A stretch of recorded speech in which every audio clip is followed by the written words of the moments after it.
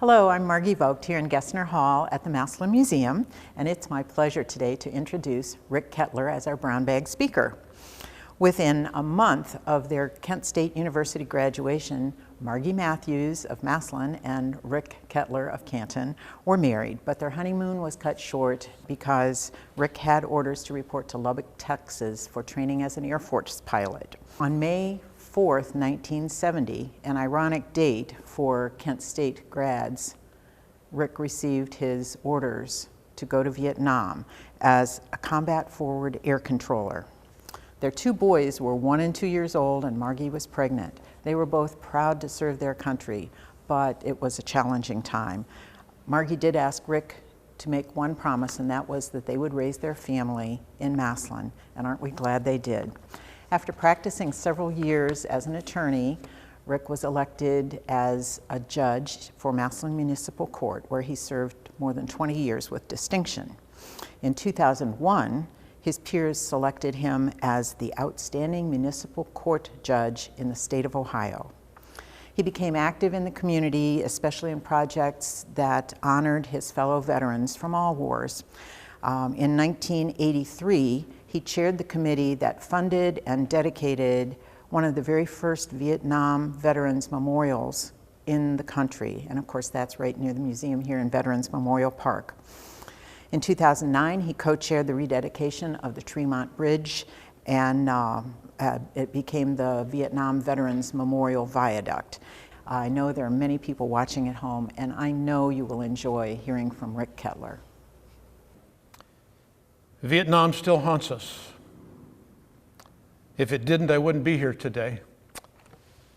But first of all, I want to thank Margie Vogt for that special introduction, because Margie is indeed a special friend. I also appreciate the comments made about my wife, Margie, different spelling, because my wife, Margie, was certainly a hero in our family when I had to leave for Vietnam. When Margie called me several months ago regarding this speech, I was more than happy to accept. It's my pleasure and honor to speak on behalf of veterans. But then the coronavirus hit, and certainly threw the country for a whirl, and me included.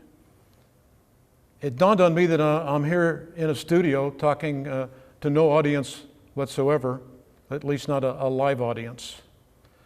So I've purposely done this. I want to give more of a background to what I believe is a younger crowd and a non-military crowd that may be watching this video. So please bear with me. I'm going to give a little more history, and again, with all due respect to any history teachers in the audience, I'll do my best to make it both brief and interesting. And again, before I formally begin, I'm going to issue one caveat of sorts.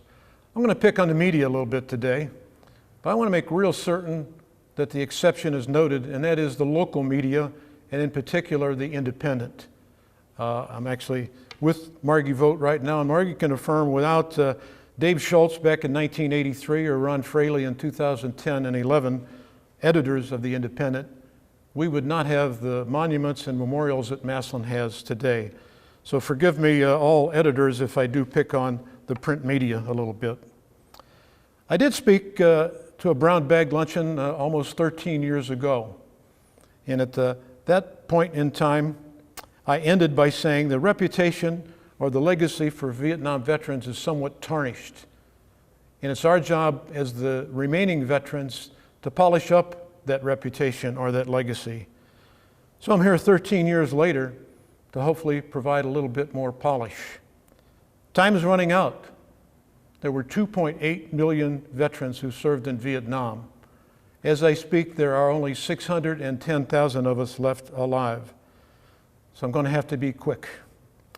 The story I'm going to tell is essentially about my one-year tour in Vietnam as a forward air controller in the United States Air Force.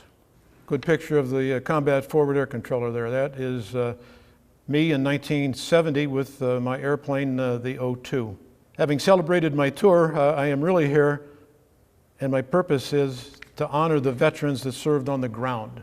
The ground pounders, great picture coming up now of what's referred to as the grunts, the guys who did the heavy lifting in Vietnam, the Spec 4s, PFCs, LTs, lieutenants, that were in fact the grunts. I'm here to praise them and enhance their legacy if I can have any role whatsoever in that. Two things that I am not going to belabor or discuss. One is who won the war and who lost it, and who's to blame. My sense, frankly, is that everybody lost the war. I don't think there was a winner. As far as blame is concerned, I think everybody's to blame. Again, military, politicians, and by military, I mean the military leadership, not the grunts that I am here to praise. In that vein, I'm only going to mention two generals. One of them I will quote at this time, and it's General Victor Krulak, three-star general of the United States Marine Corps who served in Vietnam. General Krulak said there was a wide gulf between the stories that the initial reporters reported in their papers, this is back in 1964 and 65, and what actually happened. And he says that gulf between what happened and what was reported has become even wider. And over the course of 50 years, those misrepresentations had become known as truths. I'm here today to tell you about the truth. First thing we have to do is talk about Vietnam itself, and I always like to say before it was a war, it was a country. As I think you can see from the picture, it's a very small, elongated country about the size of California. It's composed of about 35 to 40 million people back at the time of the war. Most of them were rice farmers, and all of them for decades had been under the control of the French.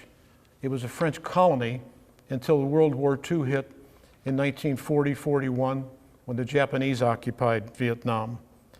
After the war, the French intended to recolonize, to again make the Vietnamese people their colony.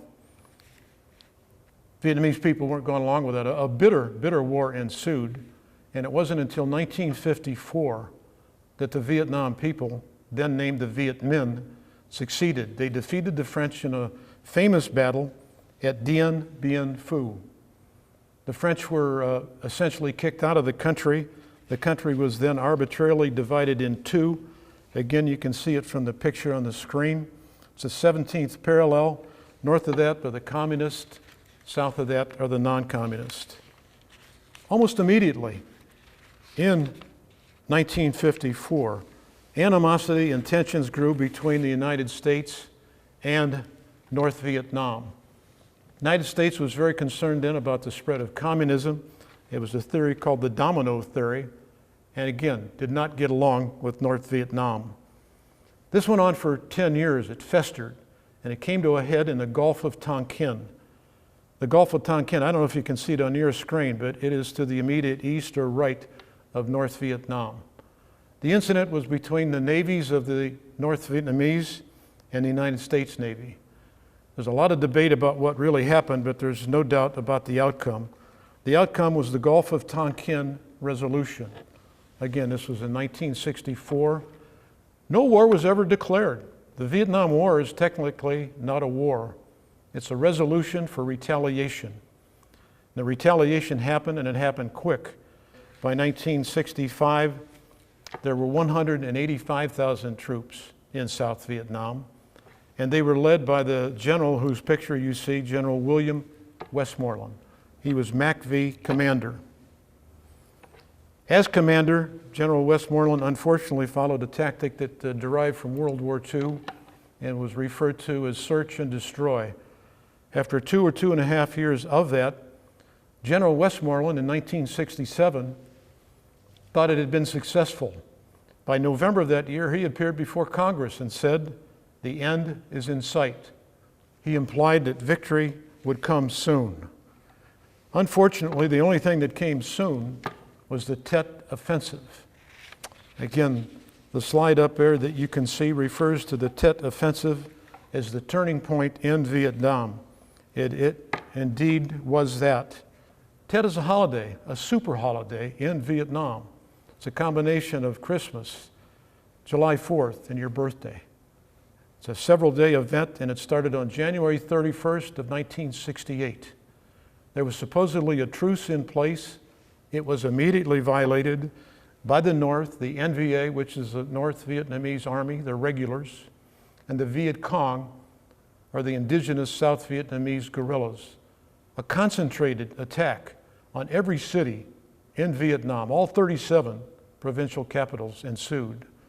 The purpose of this attack was to spark or inspire a general uprising. The North felt that once this attack took place, that the people of the South would join them in their cause. It didn't happen. In fact, the opposite happened.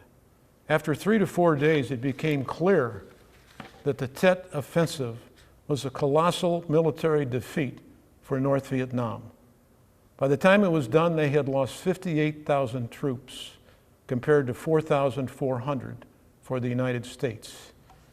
With one notable exception, the magnitude of this defeat of the North was evident to everybody, including the North.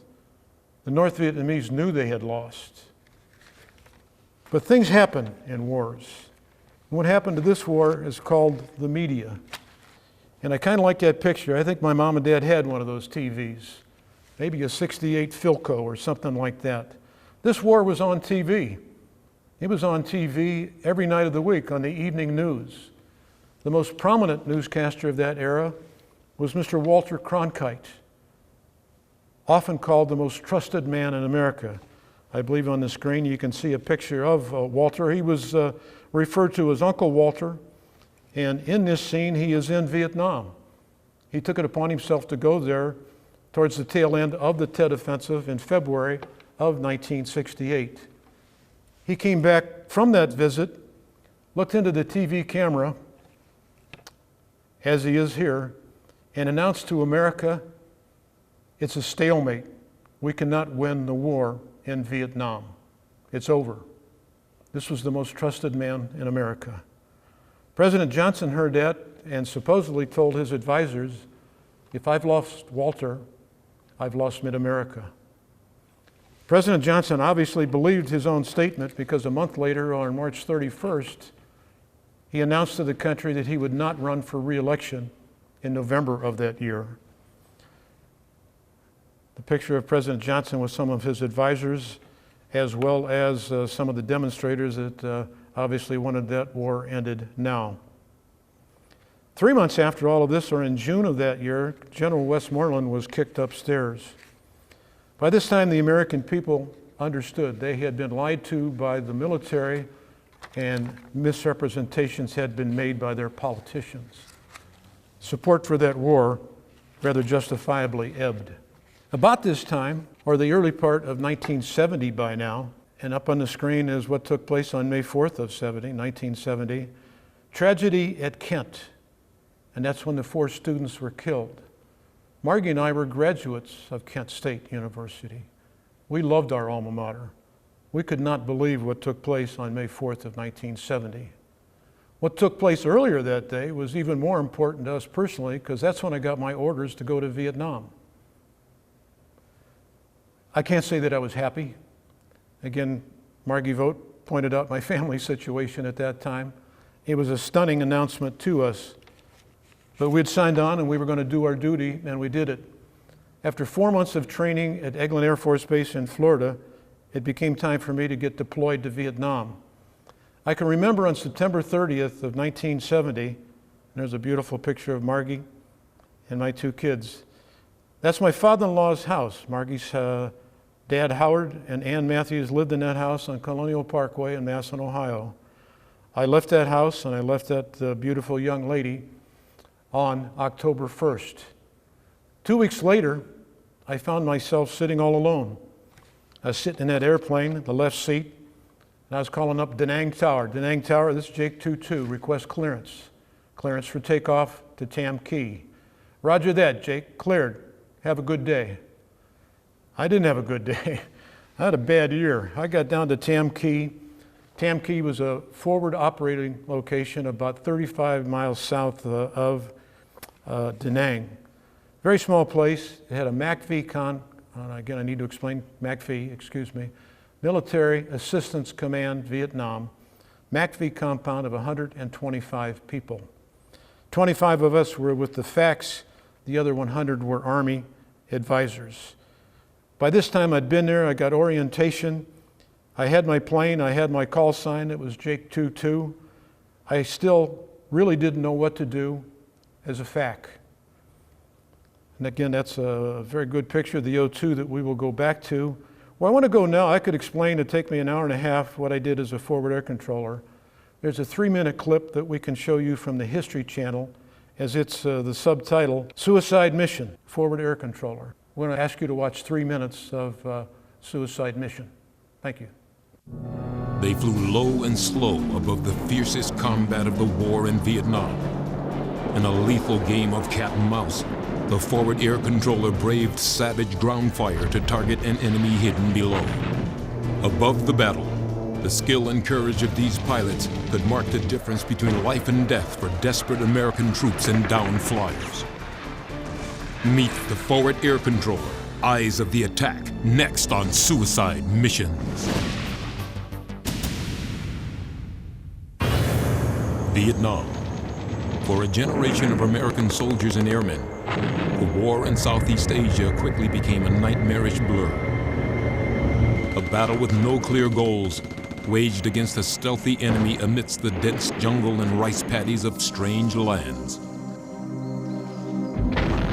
All too often, the chaos of battle found Allied forces trapped and facing annihilation in jungle ambushes, fire-based assaults, and bailouts over hostile territory.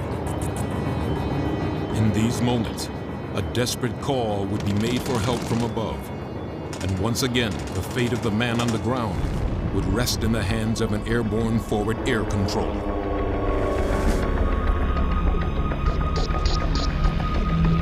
Flying for the Air Force or Marine Corps, under a host of call signs, the forward air controllers, or FACs, shared a singularly hazardous role.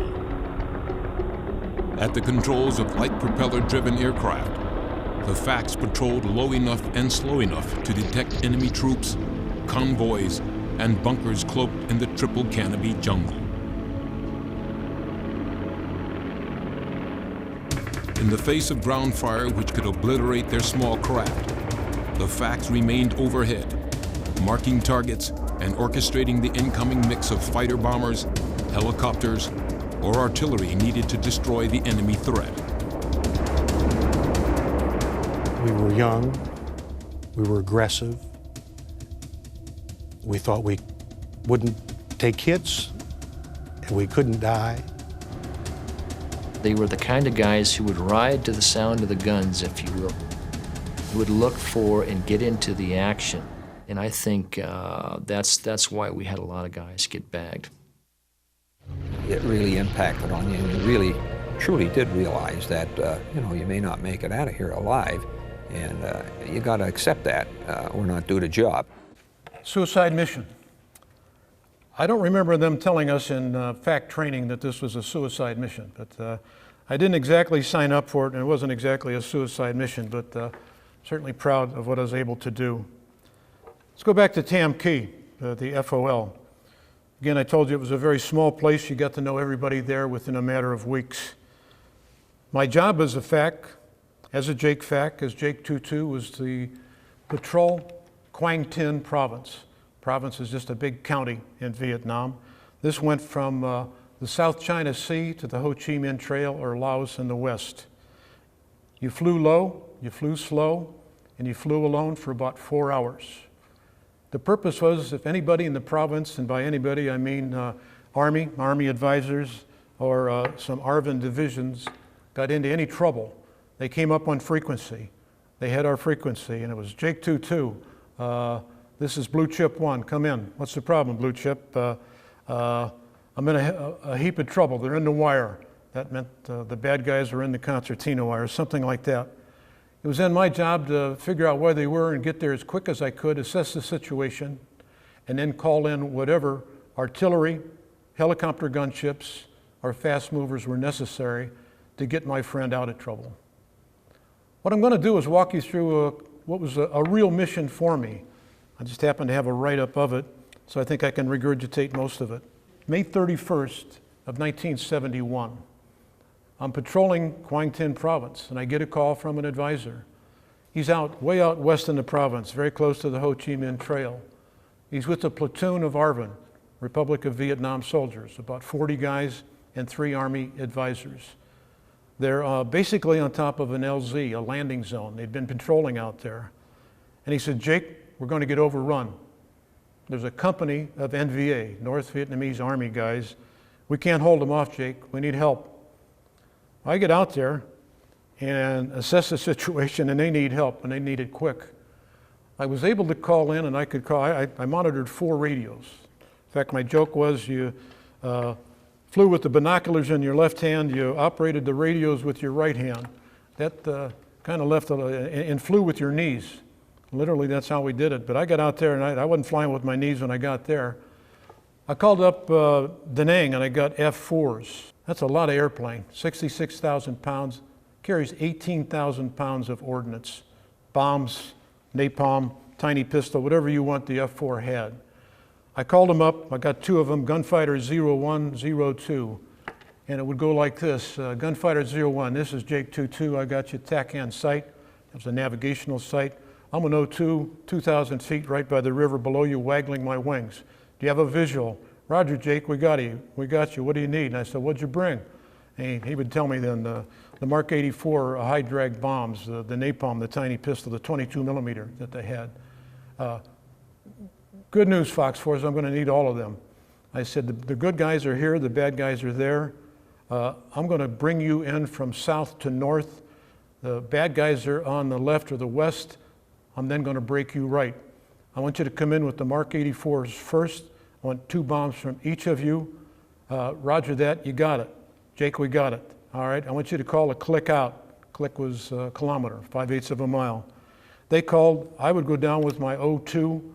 I carried 28 Willie Pete's white phosphorus rockets. I would mark the target. I was actually flying below the target at one time in this ordeal because they're up on about a 6,000 foot mountain. So I go up to where I knew the bad guys were. I popped up, threw a smoke down there, and the smoke was the Willie Pete. Came up like a cloud of smoke. These guys are going 500 miles an hour.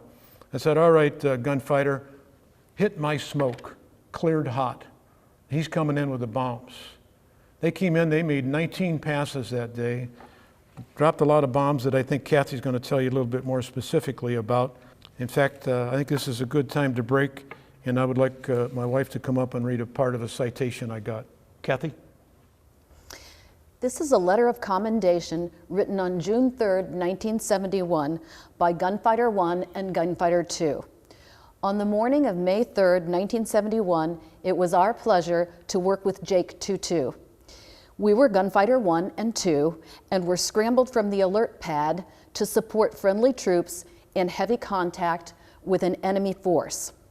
The friendly troops marked their position with smoke, and Jake 22 rolled in and delivered his white phosphorus rocket with precision, pinpointing the enemy location. Because of his accurate mark, we were able to deliver our ordnance on target. And from then on, the FAC was able to give corrections from our impacts 5 to 10 meters at a time to ensure total coverage. With the combined expertise of Jake 22 and our ability to hit his target, the enemy position was destroyed. Bomb damage assessment included 25 confirmed killed by air and 15 bunkers destroyed.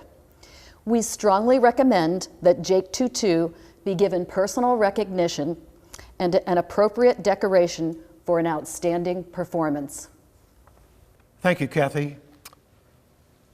So I hope everyone got the picture. The picture on the screen is not an actual picture. It wasn't my May 31st mission, but it's close. I could see those guys. Like I say, I was below some of them at one time. The heroes were the grunts, the guys on the ground. You have to understand, I had a guy down there talking to me with one hand, firing his M16 with the other, and trying to get VC out of the concertina wire they had put up. The other heroes were the F4 guys. They went through overcast to get there. And again, they're bailing out South Vietnamese troops. So those were the heroes. So please don't tell me that the Vietnam veterans did not do their job. With one exception, the province really settled down for the remainder of the summer. That one exception, unfortunately, was a big one. And that was on August 16th of 1971. My best friend and my hooch mate, a young man named John W. Kennedy was shot down and killed. 2 weeks after that, on or about September 2nd, is when I came home. I came home to Columbus, Ohio to go to school. At that point in time, the perception of Vietnam veterans had taken a new low, if you will. You can see that on the screen. That was the perception. Perception, unfortunately, proved in many ways to be true. And I don't mean to imply that I was spit on. I don't mean to imply that people screamed epithets at me. It was just a case of you felt like a social pariah. You were an outcast. People didn't want to talk to you. Or if they learned that you were a Vietnam veteran, they avoided you. After some of this, after a couple, 3 years, I suppose, of this, I would start asking people, what's the problem? I did my job. I'm proud of what I did in Vietnam. I'm proud of what the veterans did in Vietnam, my 2.8 million fellow veterans. What's the problem? We understand, Rick. We saw this movie. We read this headline. You're depicted as a drug-addicted sociopath. We're afraid of Vietnam veterans. We're afraid of our soldiers that we sent to war. I said, well, you're wrong. You're wrong. And I'm here to right that wrong if I can. And that's what made it so heartwarming when I came back to Massillon.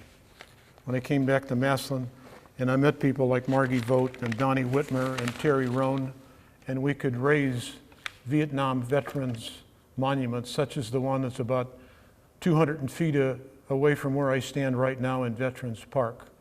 If you have time, I hope you go by that park and pay homage to my fellow veterans. I would like to quote two professional Army soldiers, both veterans of two different tours in Vietnam, and both of them will tell you as follows about what they saw of infantrymen in Vietnam. One was Colonel Dick Gillum, and he said, the common thread in both tours of duty was the bravery of the U.S. forces I saw there, both in 1967 and again in 1970. Colonel Wright had this quote, the infantrymen who fought in Vietnam, as far as I'm concerned, are equal to any infantrymen who fought in Korea or World War II. I saw those kids do things that it was not John Wayne and it wasn't Hollywood. I watched those kids sacrifice their lives routinely. That's what I saw. That's what I'm telling you happened. And that's why I hope this has somehow changed your opinion, if you needed a little bit of massaging or changing, about the veterans of Vietnam. And when I refer to my fellow veterans, I'm literally referring to this beautiful picture that appeared in Life magazine in 1972. Life came to Massillon to really see what the war was all about. Those 10 Vietnam veterans, as you can see, are right out in the middle of Lincoln Way East. I don't know for a fact that they were all grunts. I know for a fact they're Vietnam veterans, and for that reason they have my respect. I hope they have yours. You did your job well. You served your country. You can walk tall. Thank you. God bless America.